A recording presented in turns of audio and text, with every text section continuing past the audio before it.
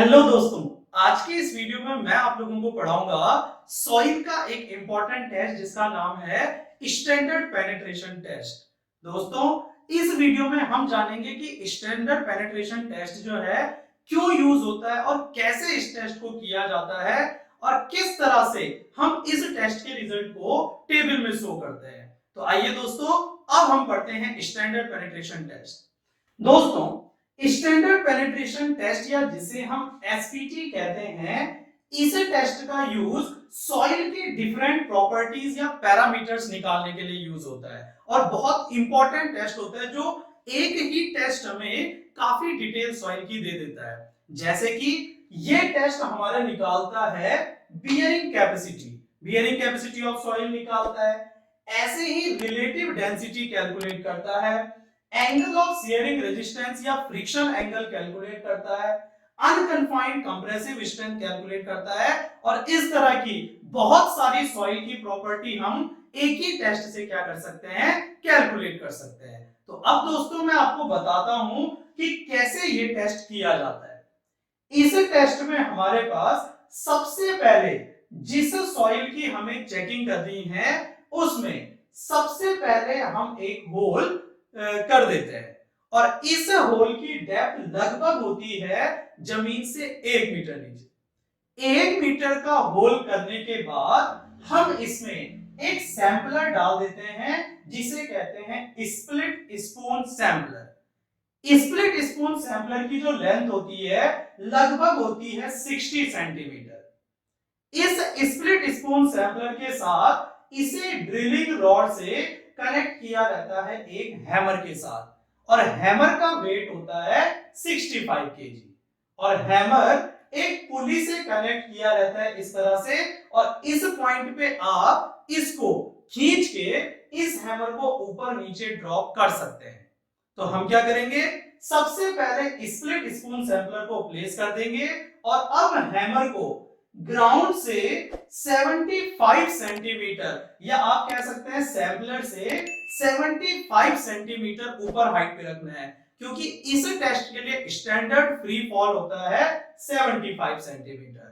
तो 65 केजी का hammer 75 centimetre की हाइट से स्प्लिट स्पून सैंपलर पे मारा जाएगा। अब जब ये हैमर इस पे ड्रॉप होता है तो इसकी वजह से जो ये सैंपलर है ये जमीन में क्या आएगा, नीचे नीचे धसेगा और जैसे जैसे ये नीचे धसता है हम क्या करेंगे, प्रत्येक 15 सेंटीमीटर पे नंबर ऑफ ब्लोज काउंट करते रहेंगे। जैसे कि आपको पहले 15 सेंटीमीटर ये नीचे गया, हमें ब्लोज काउंट करने हैं कितने इसमें ब्लोज आएंगे और आपको याद रखना है कि इस टेस्ट के लिए 30 ब्लोज पर मिनट लगाए जाते हैं, यानी कि हैमर को पर मिनट 30 टाइम क्या किया जाएगा, फॉल किया जाएगा, गिराया जाएगा।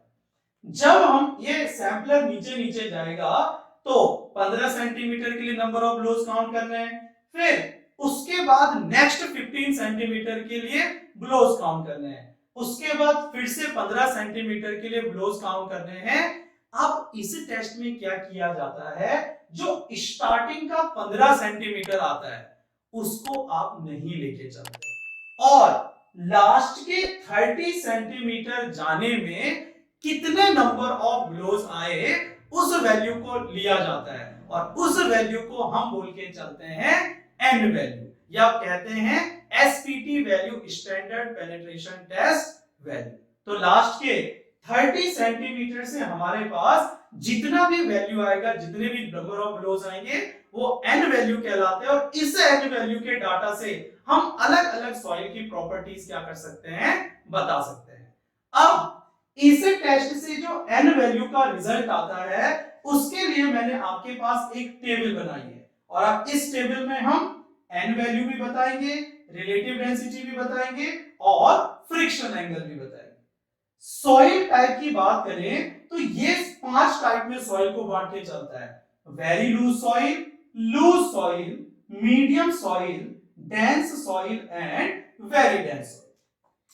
वेरी लूज सॉइल के लिए एन वैल्यू होती है लेस देन 4, लूज के लिए होती है 4 से 10, तो ये आया 4, 4 to 10।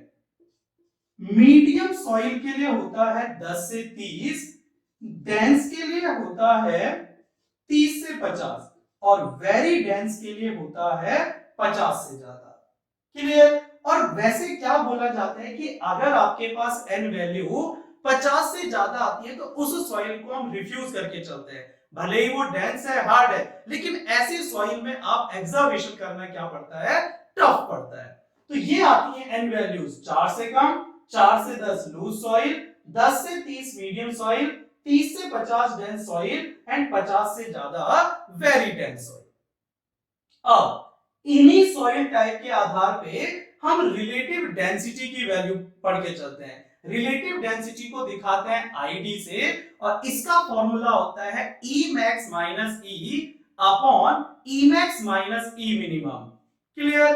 और जब हम यहां से इसकी वैल्यू कैलकुलेट करते हैं तो वेरी लूज सॉइल के लिए ये आता है 20 से कम, लूज सॉइल के लिए 20 to 40, मीडियम के लिए 40 to 60, डेंस के लिए 60 to 80 और वेरी डेंस के लिए 80 to 100। और ये वैल्यू आती है आपकी परसेंटेज, यानी कि वेरी लूज के लिए रिलेटिव डेंसिटी 20% से कम होगी, लूज के लिए 20 से 40%, मीडियम के लिए 40 से 60%, डेंस के लिए 60 से 80% एंड वेरी डेंस के लिए 80 से 100% रिलेटिव डेंसिटी आती है। अब बात करें फ्रिक्शन एंगल की, जिसे हम फाई से डिनोट करते हैं, या एंगल ऑफ इंटरनल फ्रिक्शन आता है, इसकी वैल्यू एन वैल्यू या सॉइल के लिए क्या आती है, वेरी लूज जब 4 से कम एन वैल्यू होगी इसके लिए फ्रिक्शन एंगल 30 डिग्री से कम आता है।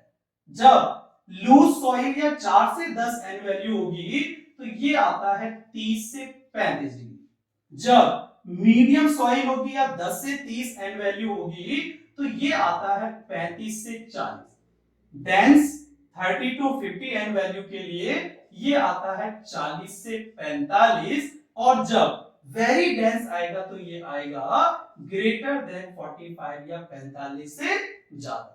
दोस्तों ये जो मैंने टेबल अभी आपके सामने बताई है, ये टेबल मेनली यूज होती है कोहेजन लेस सॉइल के लिए, क्योंकि वैसे तो standard penetration test cohesive soil, cohesionless soil दोनों की वैल्यू निकाल सकते हैं, लेकिन स्पेशली ये जो टेस्ट यूज होता है ये कोहेजन लेस सॉइल के लिए यूज होता है।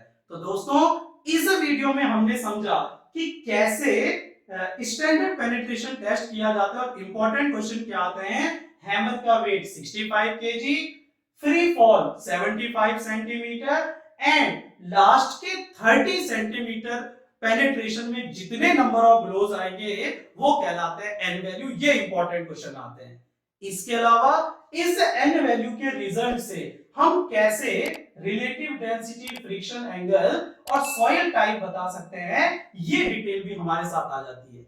इसके अलावा इसी टेस्ट से हम unconfined compressive strength of cohesive soil भी बता सकते हैं और इस तरह के अलग अलग सॉइल की प्रॉपर्टीज को हम क्या कर सकते हैं, बता सकते हैं। दोस्तों करियर कैफे द्वारा बनाई गई ये सारी की सारी वीडियो एग्जाम ओरिएंटेड वीडियो हैं और यहां से एग्जाम में क्वेश्चन आने के मैक्सिमम चांसेस हैं। तो दोस्तों हमसे जुड़े रहिए और अपनी तैयारी को बेहतर बनाइए।